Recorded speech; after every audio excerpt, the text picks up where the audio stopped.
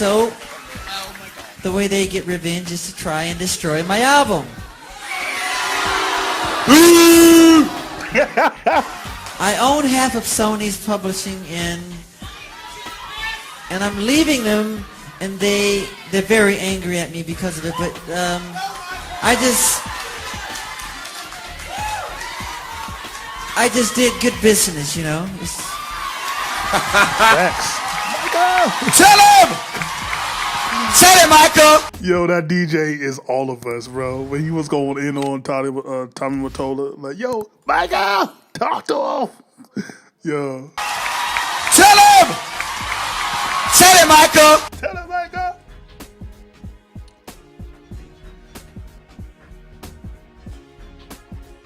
No. And Tommy Mottola is a devil.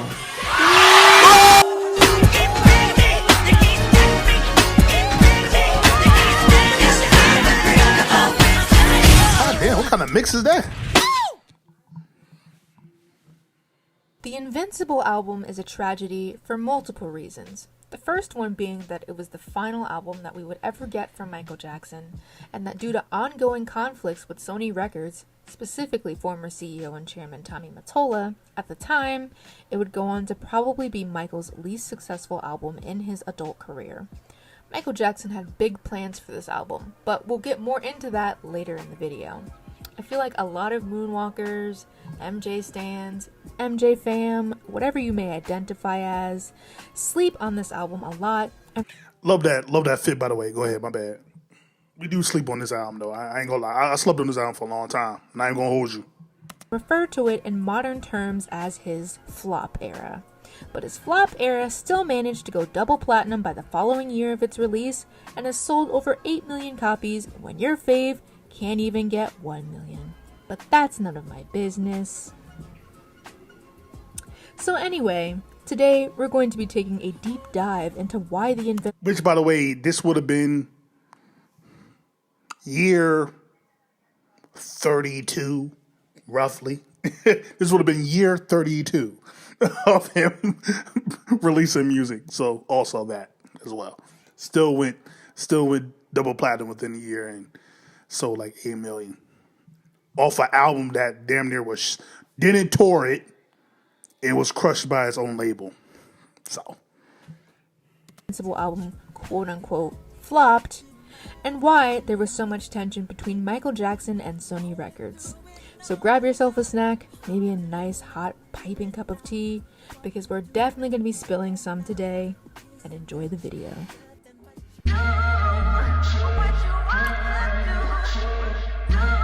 For those of you that don't really know what music publishing is, it's basically the assignment of some part of the ownership of your songs to a publishing company in exchange for a share of the royalties, essentially by renting out the songs to radio, TV, and other entities to generate royalties and fees. An example of this is kind of like the drama between Taylor Swift and Scooter Braun. Scooter Braun and Taylor Swift's old record label owned Taylor's catalog containing her first 6 albums, and wouldn't give her back her masters so that she could do what she wanted to with her music. So, if someone, for example, wanted to use her song Shake It Off in a movie or a TV show, she would get no money from it, as it would go to the label/the publisher since they own it, which is why she started re-recording her old albums. Does this make sense? I feel like I'm not making any sense. I honestly don't know how artists do it. The music industry sucks ass and is... Rule number 4080, record people are shady. Bro, it's one of the biggest scams. You think what's going on in the NBA right now? The music industry is probably one of the biggest scams of all industries, how they scam these artists and steal from these artists, dog. Like, it's ridiculous. Ridiculous. Anybody can make money outside of touring. Toxic as hell. Couldn't be me. Anyway, DJ Vlad did an interview on his channel with Rodney Jerkins back in 2020. I'm unable to put the clips in due to copyright. That's for both of them, by the way. But we're not going to make this about them today. Right, but the video is in the description for anyone who wants to see it. So I will be quoting Rodney directly. In regards to publishing, Rodney has said that what people don't really understand is that when people say, yo, Michael owned the Beatles catalog, no, Michael owned Sony ATV half of it. So when Tommy was trying to sign me when I was 18, Michael was trying to sign me. He owned half of Sony ATV. So now I have to talk about Paul McCartney, she said begrudgingly. If you don't know Paul McCartney, he was a part of the famous band The Beatles, and he also did work as a solo artist after the Beatles disbanded. Him and Michael Jackson were pretty good friends at one point, and they did 2 songs together, Say Say Say, and also the song The Girl Is Mine, featured on Michael Jackson's Thriller album. So now, I think that I'll just let Paul McCartney tell the rest of the story. You were the guy who said to Michael Jackson, you should get into publishing. Isn't that great? Yeah. Don't you love the irony? And he bought all your songs. Yeah. And you've said to him, listen, I'll give you fair market value. Let me buy my songs. I want to own them. And he won't do it. No. And now that he has sort of... Scumbag. He's sort of using them as leverage for his own financial problems. You know, it's a funny thing. We had quite a good little relationship. He rang me up one Christmas Day, I think it was, and I heard this. Hello? So, hi, Paul. So, anyway, he came over. I said, what do you want to do? He said, make some hits. I said, well, that sounds good. So we got a little relationship there. It was quite good fun. And it is true, he did ask me. He said, got some advice, Paul? Yeah. I took him aside and said, diddle-a-diddle, and think about getting into music publishing. Why didn't you take your own advice?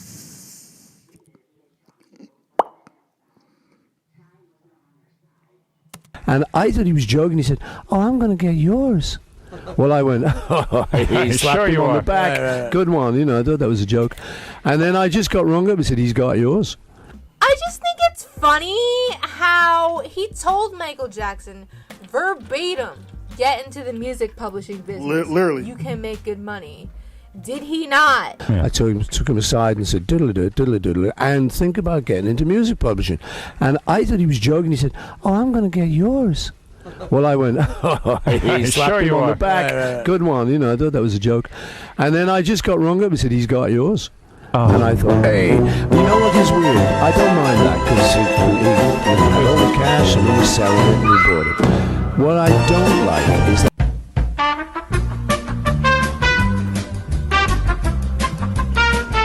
No. Cry me a river. Cry me a river. Do do do do do. Da da do. Da da do. Da da do. Yeah.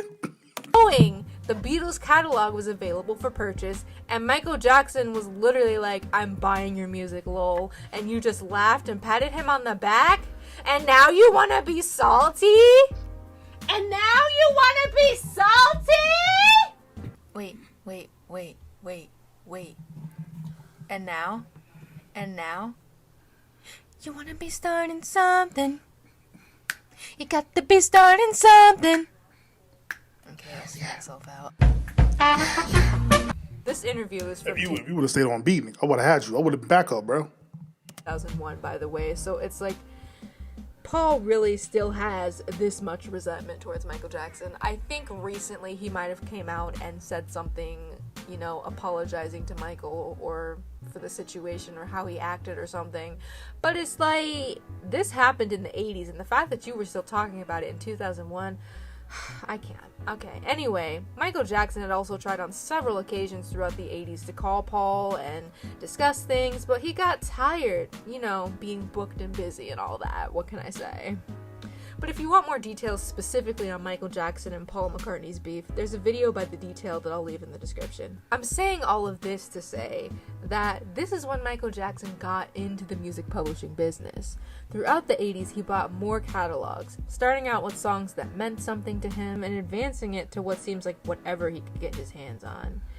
And in 1995, when Sony merged with ATV, in that deal, Michael Jackson soon owned 50% of Sony/ATV Publishing. And that's because of the amount of ATV that he owned, So, now we get to talk about Blown on the Dance Floor.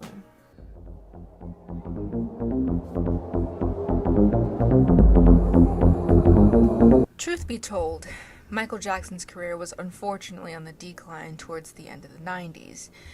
due to bitch-ass hoes accusing him of shit that he didn't do back in 1993.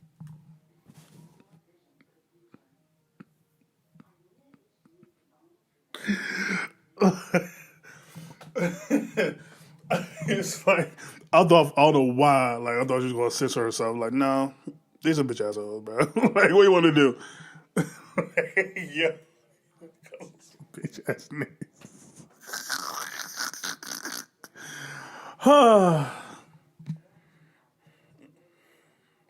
You can what Michael said in like a recording. You can suck my socks.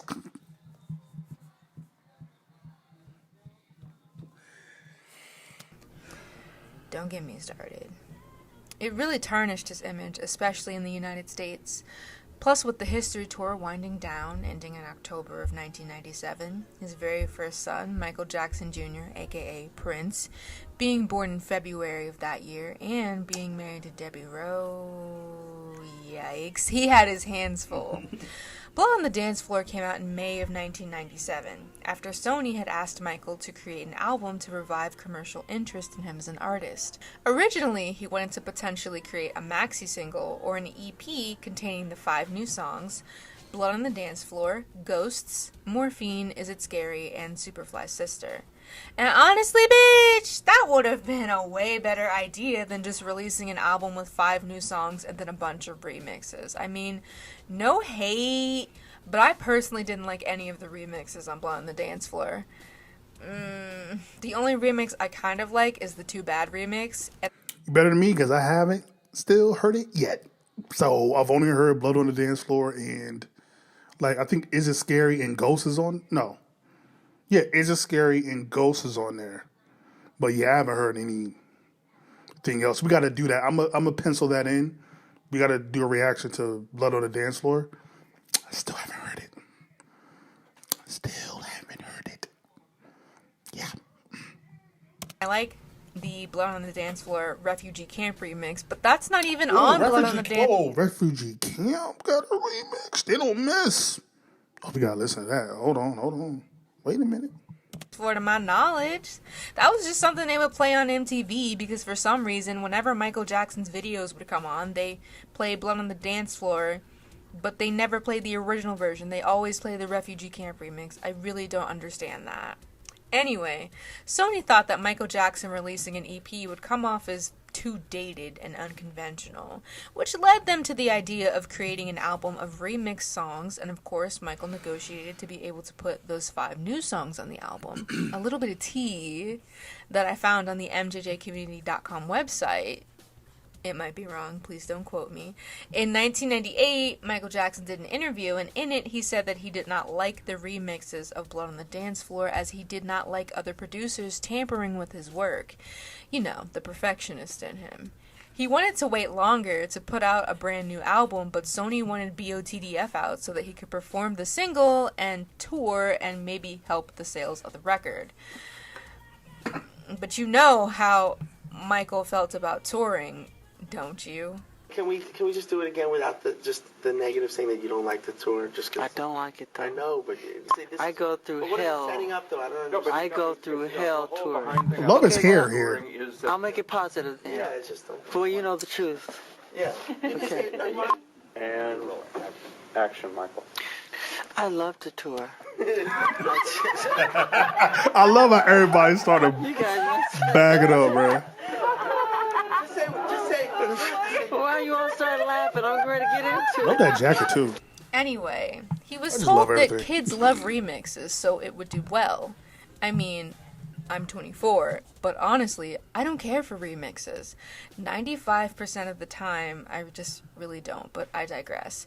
Upon release, according to Wikipedia, it peaked at number 24 on the US Billboard 200 chart, and after 4 weeks, the record had sold 92,000 copies.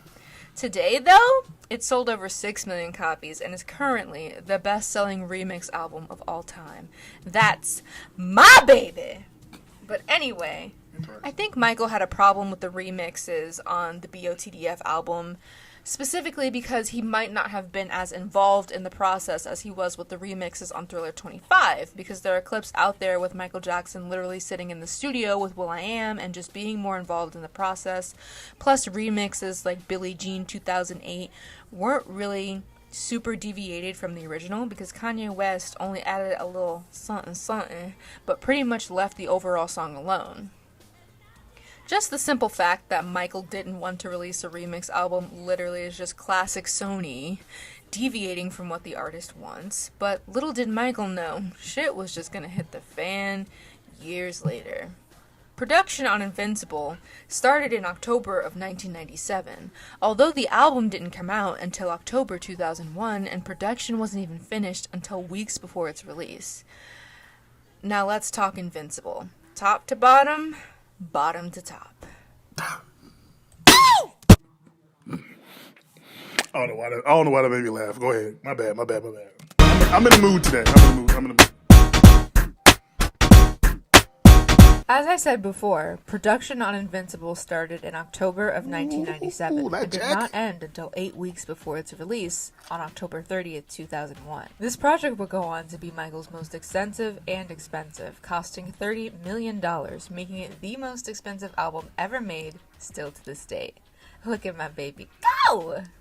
Anyway, the first order of business was finding a producer. Michael reached out to the Neptunes, aka Pharrell Williams and Chad Hugo. They provided 2 songs for Michael, Senorita and Rock Your Body. And if these 2 sound familiar, yes, those 2 songs ended up going to Justin Timberlake for his debut album, Justified, in 2002. In fact, every song on Justified was first offered to Michael, all but one, according to Pharrell. But he rejected them all. John McClane was his manager at the time. We sent him pretty much all the stuff you guys are hearing on the first Justified album. That's all the Michael stuff. Wait, talking about Justin Timberlake. Oh, yes. Okay, go ahead. Yes. All but one song. They were all written for Michael. Michael. What era of Michael's is? Remember the time era? This is right after Super Thug. You Rock My World. Okay. Right before that. And John McClane was like, man, Michael don't want that shit. He want the shit that you giving Noriega. And I'm like, what? So as the story goes, Justin Timberlake continues to profit off of black culture, poor treatment of women, and Michael Jackson recyclables.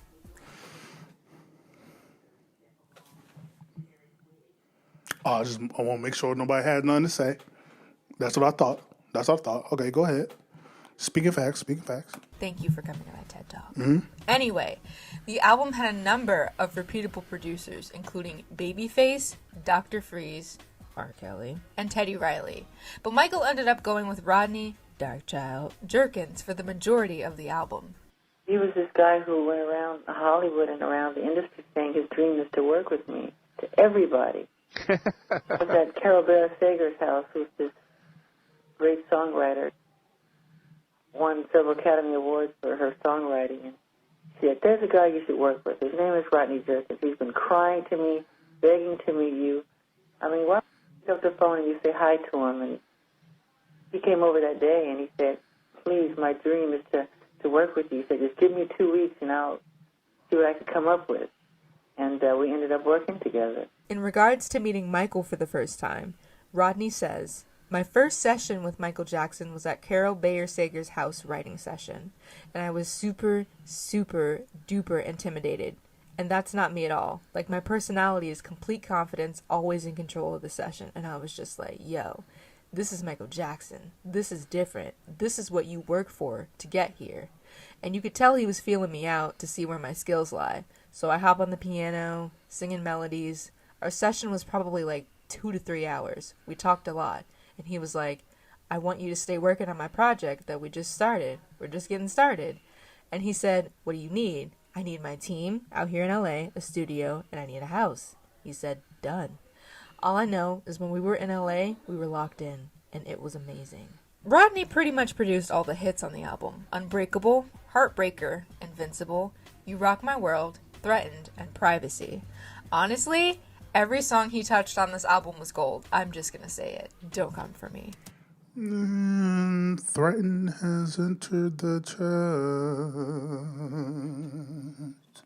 I don't know about that. Okay.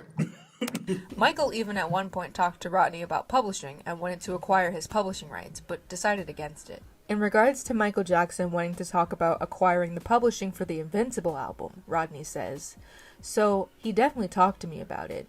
He wanted to own all the publishing on the album we were working on. And I was like, let's talk about it. Let's get into it. And maybe like not even 2 days later, he called me and was just like, you know what, man? He said, you're a good guy. Scrap that idea." Which was huge, because he could have just been like, yo, here's this bag, move on. The Invincible album has a total of 16 tracks, 6 of which fans have said sound the exact same. I'm talking about the Rodney tracks mentioned earlier, Unbreakable, Heartbreaker, Invincible, You Rock My World, Threatened, and Privacy. 3 of which were not even written by him. Technically, 2000 Watts was written by Tyrese and Teddy Riley for Tyrese's 2001 album, 2000 Watts.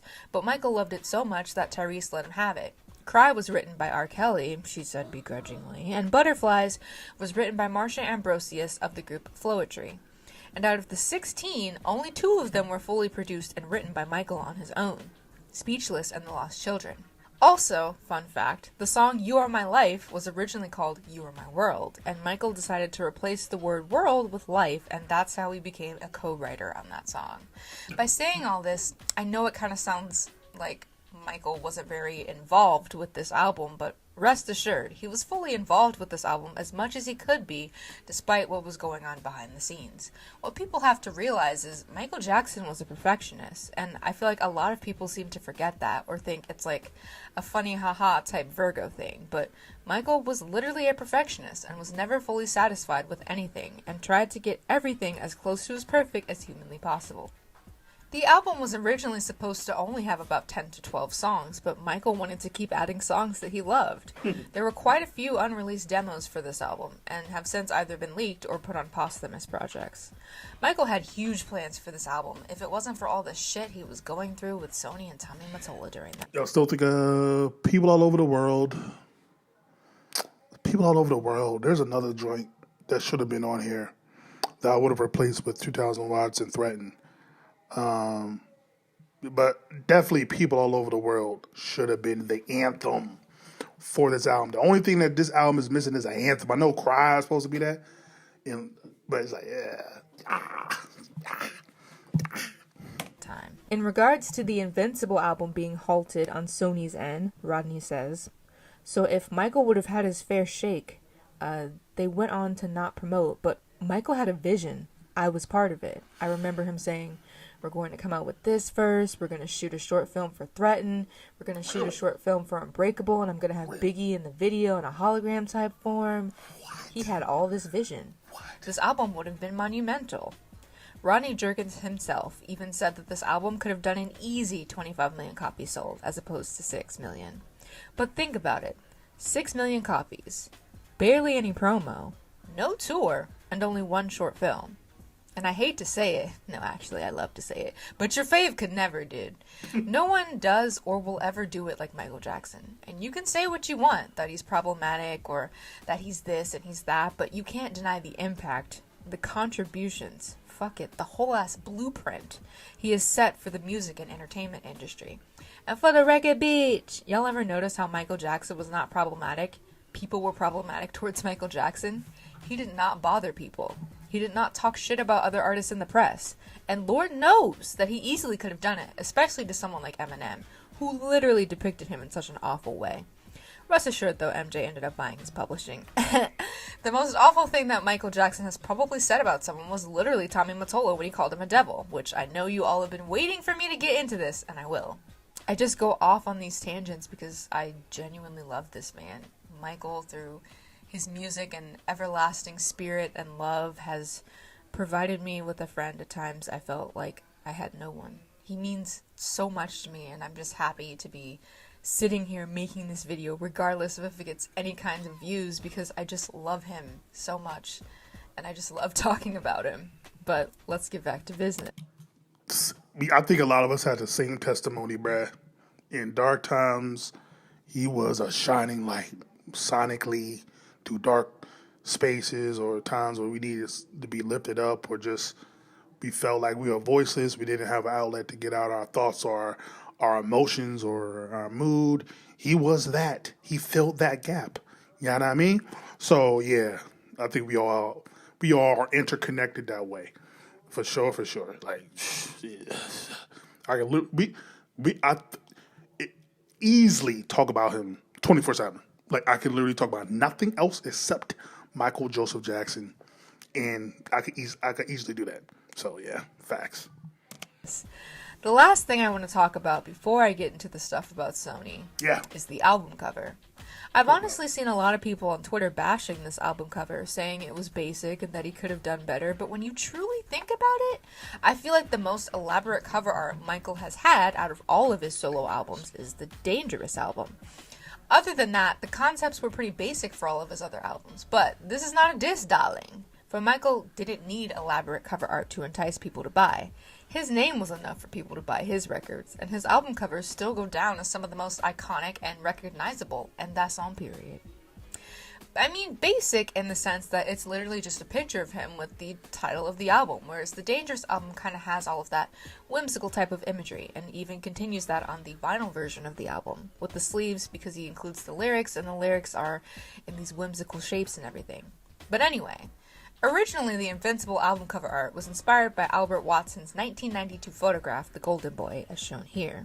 And then somehow it became this Andy Warhol-inspired thing sold in 5 different colors, which I guess was kind of done as a marketing strategy, as one of those collect all 5 colors type of deals to increase sales. And don't quote me on this, but I believe in an interview somewhere that Michael said that he sometimes liked albums so much that he would buy more than one copy. And as a record collector, I totally understand that, because there's so many different variants of albums or alternate covers, and you just want them all. Yeah, I think the idea was for interviews about to go into it probably. It was a marketing strategy probably, and Michael probably was just indecisive in terms of the color scheme. So, like, doing the whole 5 different colored album covers as collector, geez, I can't talk right now, as collector items probably was the idea. As someone who supported someone like a Common, bought multiple albums, or like a Ty Tribbett bought multiple albums to support an artist, I think that definitely happens too. But I think I would have preferred for the cover art to be more of a collage of different colors. You know what I mean? Like, do the red, the green, the blue, and do it that way, almost like a painting, right? I would have preferred that, but that's just me. Okay, I'm gonna shut up. Because we wanted the fans to have some fun with it and collect them, and it's a limited edition, I think. And there's albums that I love, and I would buy them 5 times, even though I have the same cover. That's 5 times, because I love that album so much. So I imagine if they did a different color or just changed the cover, I would buy it 5 more times. And we just wanted the fans to have some fun with the pictures and with the colors, and just to try something a little different. That's why we did it. To me, the album cover kind of seems like a transition from analog to digital, very much giving me a taste of the new millennium. And Michael Jackson was kind of a man who didn't really need to do much to impress people or to garner attention of his fans. I mean, this is from the man that literally got on stage at the Super Bowl, stood there for a couple minutes, and the crowd went wild. But I do know that Michael was into that flashy bling bling type shit, but I don't know. I feel like this cover is kind of fitting for the kind of sound that was on the album, because it's very early 2000s sounding, very nostalgic of that time, kind of representing the dawn of the digital era.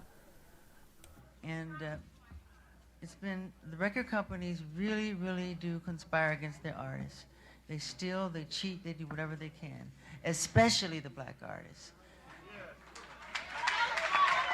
Sony, Tommy Mottola. Tommy Mottola is the president of the record division. He is a mean, he's a racist, and he's very, very, very devilish. So the next day, and you know that had to be bad for Michael to say anything bad about somebody, but it's called somebody devilish. And we heard everything in the mamas. When Michael spoke, we always heard what he had to say. I find it intriguing that when this went down, it never reached the media. I don't remember anybody ever talking about it. It might have been an inkling here or there, maybe on like 106 in Park or something like that. But outside of that, nobody ever talked about this.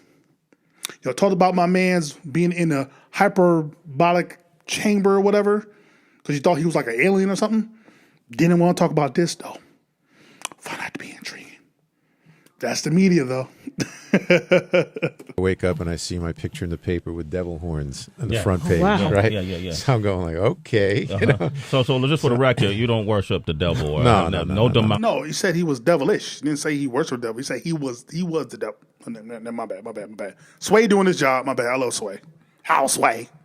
Practices, nothing like that. No, as a matter of fact, when the press conference had happened, I picked up the phone and called Sharpton, and who we work very closely with, matters of minorities, and Al and I had always, I was always a big supporter of everything that's going on in the Action Network and the community. I don't like Al either. First of all, I didn't know until I watched the Whitney documentary that he used to call Whitney Whitey Houston, and also he was an informant. So we don't rock with Al over here. Sorry. Not sorry. And so I was in shock. Al said to me, look, this was supposed to be about about black artists and their treatment in the music business. I had no idea he was going to pull this stunt. In fact, Al went forward and made a big statement to all the newspapers, about what Michael had said and about all of those things being, in his opinion, untrue. And that I, in fact, was there supporting Michael in a very, very big way. And Russell Simmons and, everybody that had heard all of that just stepped forward and just said, look, if you don't have a good piece of product and it's not successful, it's not always the fault of the record company. Yeah. All right. Stop. Hold on. Let me see something real quick. Let's go. Let's see something real quick.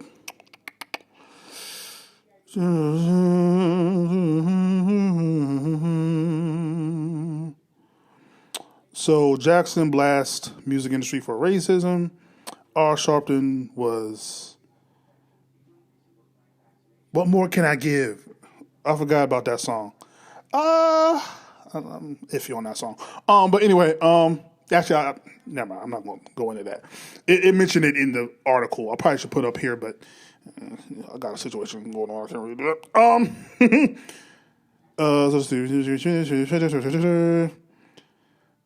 After the event, Rev Sharpton was reportedly taken aback, and surprised at the viciousness of Jackson's attack on Mottola. Look how they even wrote. Who wrote this?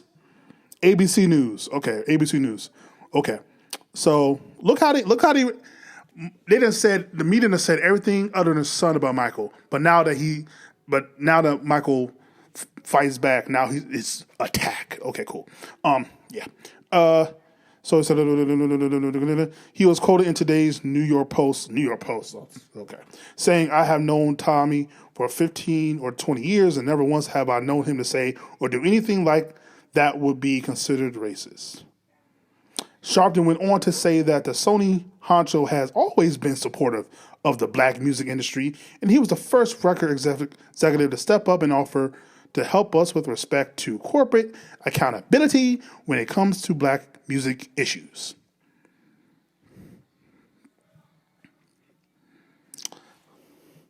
Someone who's supposed to be for the black community and black. Your biggest artist in the history of music comes out against the record exec. What does Al Sharpton do? He goes against the word of Michael Jackson, your biggest artist, saying, well, I never saw Tommy be racist. I don't know what Michael's talking about.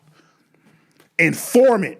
Never mind, go ahead. Finally going to talk about what happened between Sony, Michael Jackson, and Tommy Mottola. So, it all started in 1991 when Michael renewed his contract with Sony for $65 million. Could be less, could be more. I'm honestly unsure of the exact amount, so don't quote me. But I do know that it was a record-breaking deal at that time. The previous year, in 1990, Tommy Mottola would become the CEO/chairman of Sony Music. So from what I understand, the main conflict is that back in 2000, Michael was supposed to receive his mechanical rights to his music, meaning he would own his masters and be able to market his music himself, or with the help of some other label, and not have to split the proceeds with Sony. Or so he thought. Unbeknownst to Michael, he wasn't going to get his masters reverted back to him until he released an album for Sony every couple of years, a Christmas CD, as well as a couple of soundtracks, and with each specified album that he did not deliver, Sony would add a few more years to the countdown of his masters being reverted back to him. And I just gotta say, that's cold-blooded. Reminds me of the Prince goddamn record deal. So obviously, Michael was not happy about this and did some digging. He learned that there was a conflict of interest in his contract because the lawyer that represented Michael also represented Sony, which... No. How was that even allowed? Shouldn't be. I just don't understand. That's crazy. Anything. That literally is... Yeah. So anyway, with that That's literally conflict illegal. of interest, Michael got out of his contract, and he used that term loosely. He would still owe them the Invincible album, a greatest hits package, and a box set. Not even Michael Jackson can back out of a contractual agreement with the snap of a finger. You can't let them get away with what they're trying to do, because now I'm a free agent. Yeah.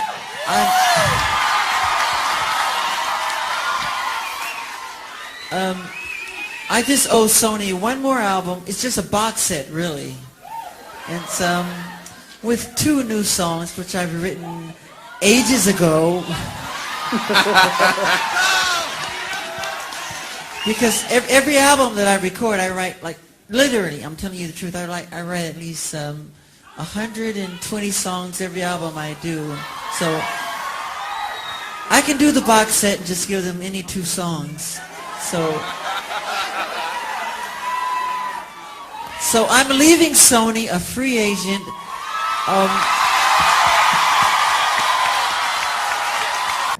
Not to mention he would owe them millions of dollars in advances, loans, and whatever else Sony had invested in him. Because whether y'all want to believe it or not, Michael Jackson was actually in debt during this time, due to some bad investments and having to pay the people that worked for him, specifically the people at Neverland, because Neverland was a fully staffed operation with about 120 people, not to mention the upkeep of the property during that time. And of course, Michael Jackson's spending habits weren't the best. About these. About this one. About midnight. This one. About this table. This chess set. Isn't it beautiful, this set? Your chess set in your library is... No, this one's bigger. This one's bigger. Wow. Oh, it's sold, look. About this one, right? Is this yours? Yeah, that's the soul sign, mean it's for me. Although very iconic. Extreme BDE. Hella BDE! Anyway, this kind of explains why there are so many different producers and writers on this album. Because you and I both know that Michael could do bad all by himself, and he did. But Oh, brother, this guy stinks! But what I mean is Michael could produce and write on his own and make straight up bangers. But I feel like with all this stuff going on with Sony, he just wanted them to be gone so that he could do what he wanted to do, which meant hurrying up and giving them what they wanted. And although a lot of people will say that the album production was rushed, and in some ways it was, but at the same time, Michael had been working on this album since October of 1997, so damn. And also, on top of all this, and I hate to say it like this, but pretty much after Blood on the Dance Floor flopped in the US, Sony pretty much washed their hands of Michael and decided not to promote him. Or I guess not to promote him as much as other artists that were bigger. Damn, you got your hands all up on the girl. And sis, because of the flop that was BOTDF, and not to mention the controversies that he was going through, Sony was trying to drop him on the low. I'll tell you right now, Sony did not give a sugar honey iced tea about Michael Jackson, but you know what they did give a sugar honey iced tea about? That Sony ATV catalog. Huh? But what's so funny is, if you know about the controversy between Drake and UMG and all that, what Drake thinks is going on with him, with UMG, is actually what was going on with Michael. Like, the label, I think, was truly trying to sabotage Michael's value so that when he got out his contract, he wouldn't be successful when he decided to sign with whoever he signed with, or if he went independent, which I doubt Michael would ever go independent, for real. But like they wanted to truly, they cut the nose off to spite their face, right? And plus, Michael was already 30, damn near 40 years in, and they didn't see the value in Michael anymore. So they, I think they really tried to sabotage Michael so that they can devalue him. So, but you can't do it. Like, no matter what you do, you can't devalue him. You can't do it. Nice try, though, but yeah. I own half of Sony's publishing, and I'm leaving them, and they're very angry at me because of it. But I just did good business, you know. Tell him! Tell him, Michael! That Beatles catalog, that 50% of Sony ATV that he owned, that's what they wanted. Yeah. Tommy Mottola pretty much did not care what Michael thought about anything Kiss at this my point, roller. since he was low on their priority list. And the Invincible album, and it was almost a perfect storm where all of those allegations and this album came out. The success of this album very early in its, in its time, was not nearly the kind of success that Michael was hoping for, or that we were hoping for as a company. And so all of those things converging, like any child or artist, you lash out at, your record company, the voice of authority. It's never anybody else's fault, right? So I think the fact that it didn't sell, really disturbed him, and he thought that we were not standing behind him. So, there you go. Not to mention, Interesting phrasing. Calling him a child, basically, for lashing out. But Michael did call him the devil, so I'm not even going to be like, oh, you. Okay, all right, but just notice the phrasing, especially a black man. You call him a child, just interesting, just intriguing. Michael Jackson didn't want to go on tour, but in lieu of a tour, he did those 2 concerts at Madison Square Garden, also known as the 30th anniversary special, to celebrate his 30 years as a solo artist. But because Michael was being fucked by his record label, and Tommy Mottola didn't care about anything he wanted for that album, that's where we got the famous Michael Jackson speech, in which Michael Jackson says, And Tommy Mottola is a devil. Respect! Mariah Carey, after divorcing Tommy, came to me crying. She was crying so badly I had to hold her. And she said to me that this is an evil man. And Michael, this man follows me, she said. He taps her phones. And he's very, very evil, and she doesn't trust him. And he is a horrible human being. And we have to continue our drive until he's terminated. Oh! There you go! I feel like I can't wait to get into the Mariah Carey story, because the stories on that situation. What? Whoa, wait. Woo-wee. This might be controversial, but Michael Jackson was kind of right when he said some of those things, as far as like black talent constantly being exploited, because it's true, and maybe that's a hard pill to swallow for some of y'all, but it's reality. And also, in some ways, it kind of does seem like Michael kind of just decided to throw a big tantrum. But at the same time, it's like I completely understand where he was coming from. I mean, as much as I can understand. Michael put his blood, sweat, and tears into his music and his craft. And now it was personal, because you were not only fucking with him and you were fucking with his money. You're fucking with his fans. And Michael Jackson will be damned if you fuck with his fans. Because they deserve the new material. They deserve that small insight into the world of Michael through his music. I mean, Michael Jackson tried to be a very private man, and there was a lot of mystery surrounding him. And, you know, when we all got to hear songs like Break It Dawn or Heaven Can Wait, it gave us more insight into the more sensual side of Michael. I'm not going to say that this was like his most personal album, because I honestly feel like the History album was his most personal album. But I feel like this is kind of like a more mature view of Michael Jackson, for lack of better words. I just feel like it's coming from a different framework due to the fact that a lot has changed as far as... I'm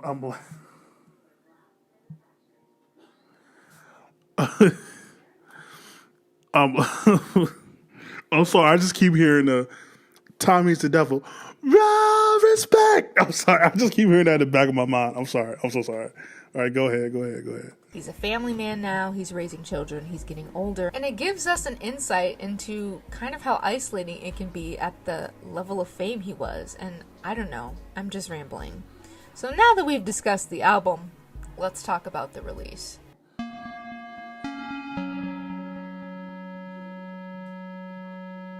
The Invincible album was postponed several times. Michael missed a lot of deadlines for the delivery of tapes and was dragging his feet about releasing this record. With everything going on at Sony, can you blame him though? Sony decided that the first single would be the song, You Rock My World. I also want to add that Michael Jackson had a horrible time on the set of You Rock My World.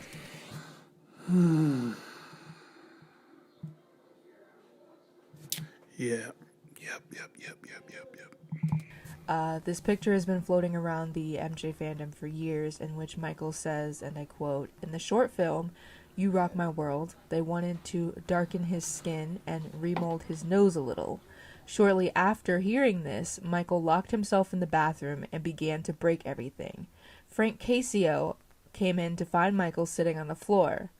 Michael began to cut his hair, so now his hair is half long and half short. He held his head in his hands and while sobbing said, 'Would you believe it? They think I'm ugly. They want me to remold my nose? What the F-U-C-K is wrong with me? I don't tell them how they should be, F-U-C-K, them.' Speaking through his tears, he said, 'They think I am a monster. Though I am a monster. I am a monster.' It has been legitimized by Karen Faye, Michael Jackson's makeup artist, who has been with him through the majority of his career. And a YouTube channel by the name of History in the Mix actually did a video about You Rock My World and his trouble on set. If you want a deeper dive into that, a link for that will be in the description. But I just wanted to include this part because it's just so heartbreaking. How do you even fix your mouth to tell someone to change themselves like that? That's just so horrible. It's really horrible. I just can't. Of course Michael was against this and wanted Unbreakable to be the first single. He even had a video idea for it ready, which I showed in a clip earlier with Rodney talking about the album's potential. It just baffles me that at this point in Michael's career, the record label isn't listening to him. Like, do y'all not realize who y'all are talking to? The man who literally released the biggest selling album of all time, the man who released an album that had 5 consecutive number ones, only to be surpassed by Katy Perry's Teenage Dream with 7. Make him... Yeah, like I think plus the idea of like doing Biggie as a hologram, whatever. I think he wanted to bridge because this is 2001, so he wanted to be more up to date and current. So like having Biggie, but still having the hip hop flavor, but still R&B, pop. I think that kind of would have been a great introduction. Like the first single off of Thriller was "The Girl Is Mine." Not the biggest song, but it's a nice introduction into the album. Do the video, then you do your rock or whatever, Butterflies, whatever would have been the other single. So, but like, yeah, like I have, probably the top 5 biggest selling albums of all time, and you think you know what's best? Yeah, okay. Makes sense. The short film for You Rock My World has been compared to Smooth Criminal, Remember the Time, and The Way You Make Me Feel, as far as the storyline where Michael Jackson is trying to get the girl and he's dancing people to death and kicking ass. This would go on to be the only short film from the entire album. Though, of course, the second single from the album, Cry, had a music video.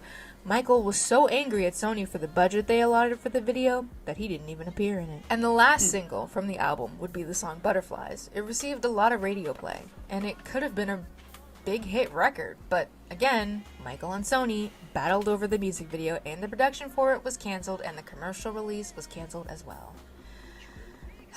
And so, after multiple postponements of the release date, I also think whatever happens with Carlos Santana should have been another single as well. I think it should have been Unbreakable, You Rock My World, Butterflies, Whatever Happens. And then Cry as the last one. tragedy of 9/11 happening, and all the BS with Sony, the Invincible album came out October 30th, 2001. It started off very well, peaking at number 1 on the Billboard 200 according to Wikipedia. It sold over 363,000 units in its first week, which is less than history sold, with 391,000 in the first week. But by the end of 2001, it was certified gold and then certified platinum in the same month for selling over 1 million copies. Upon initial release, it received mediocre reviews, but now it's regarded as one of the best albums of the decade and is credited as one of the first albums to use dubstep. Personally, I think the album is solid. Do I think it's Michael Jackson's best?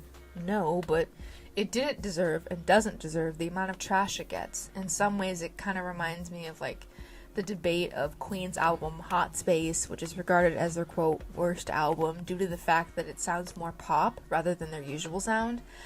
I think that Michael did the best he could with what he had to work with, which wasn't a lot considering his record label was against him at pretty much every step of the way. There's so much that goes on behind closed doors with every album release, no matter who the artist is.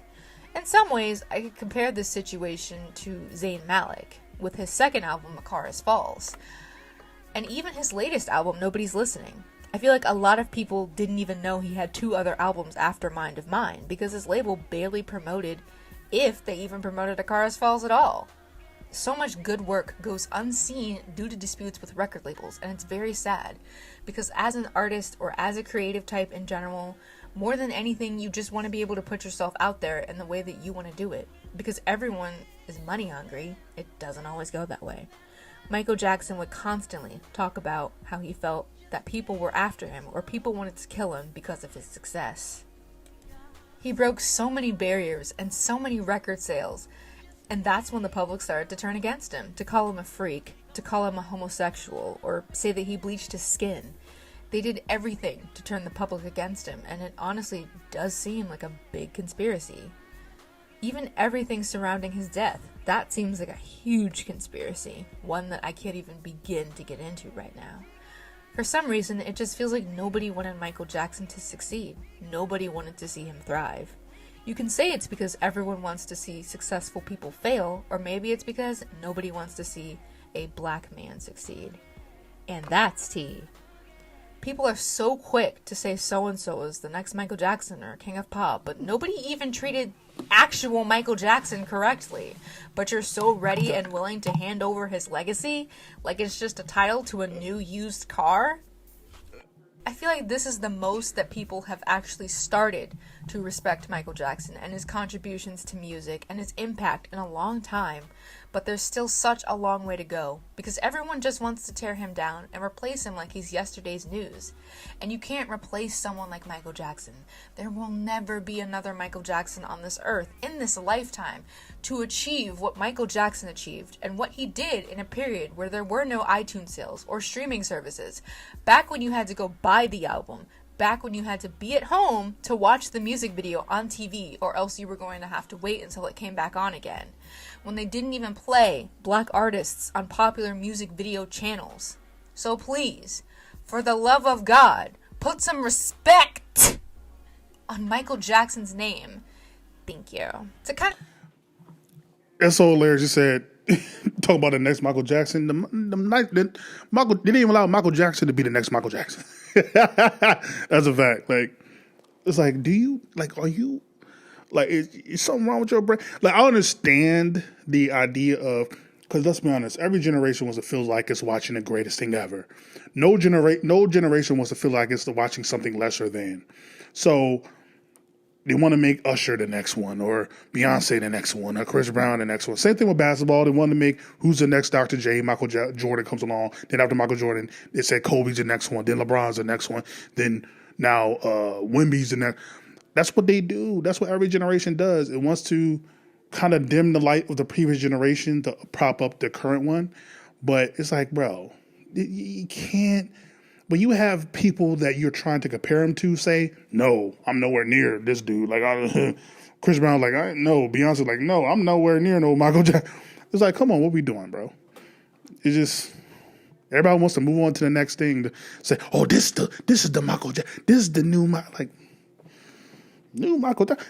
The nigga moonwalked. What are we talking about, nigga? Did the Smooth Criminal lean? Ain't nobody. So yeah, it's saying to me, some people are walking this earth actually thinking that there's a chance somebody could ever reach this level again. It can't happen if you wanted it to, because like she alluded to, we live in a digital age. People physically walked to the store. 40 million, 50 million, 20 million people to get an album. That's a different level. Go to a hotel, a sea of people at the hotel, just to see a glimpse of Michael at the window. Please, just please. People fainting all over the world. Like I'm fainting right now. Just thinking about my stop. Just stop. Stop till you get up. Stop. Wrap things up, I just kind of want to talk about my personal favorite tracks off the album. I feel like my top 3 personal favorite songs off of Invincible are Whatever Happens, Heaven Can Wait, and Unbreakable. I just really love the song Whatever Happens. I remember my mom would play it a lot growing up, so it kind of just makes me feel nostalgic. Now, a song I feel like is overrated, and I don't want to get hate for this because I love this song, and I completely understand why it's overrated, but Butterflies. I'm so sorry. I feel like this is the only song that people tend to fixate on when there's so many underrated bops on this album. And as far as underrated bops go, I think Don't Walk Away is honestly underrated bop. I really love the song. I love the vulnerability that MJ brings to it. It's just very relatable now. More so than ever in my adult life, and I oop. And my least favorite song off of the album is Cry. And quite frankly, I'm not the biggest fan of Michael Jackson's slower songs, although I will listen to them. I mean, in all honesty, I don't think that Michael Jackson has ever made a bad song. He just has made songs that I prefer over others, but, well...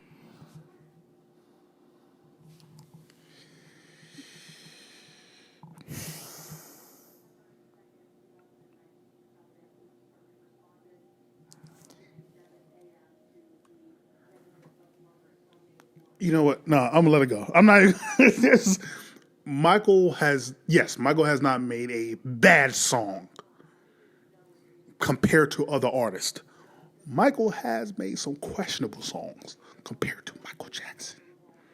But I'm not gonna do this today. I'm not even gonna do it today. Just, he has made some questionable songs. Wait, I kind of take that back. The only song that I don't like is Little Susie. That song creeps me out. Please don't come for me. I was literally trying my damnedest not to say Little Susie. I was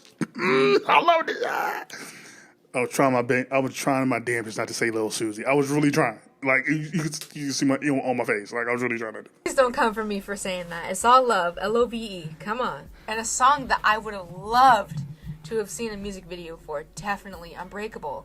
I just feel like it would have been so monumental for that time, especially with all the talk of having holograms, and it definitely would have been very early 2000s-esque.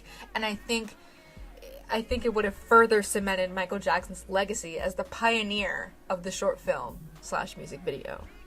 So I just wanted to say that if you sat through this whole thing of me just talking about Michael Jackson for God knows how long this video is going to be minutes straight, thank you. I've always wanted to make a video essay discussing this album because I just feel like there was so much more to it than meets the eye. And that Michael Jackson didn't make a bad album. He made an album that didn't get properly promoted and didn't get the love that it deserved due to other factors. If any information in this video is wrong or you have something to add, you can leave a comment on this video and correct me. nicely. I definitely tried to do my due diligence with the research, but I am only human. All of the music and videos that were used in this essay will be at the end in the credits and also will be in the description. If your stuff was featured in this video and was not cited, then please let me know. I want to give everyone proper citation. If you want more of me, you can follow me on Instagram and Twitter at _Hannah Savage, and please feel free to subscribe to my channel because I definitely plan to make more Michael Jackson related videos as well as more video essays. Thank you again for watching, and I will see you guys in future videos.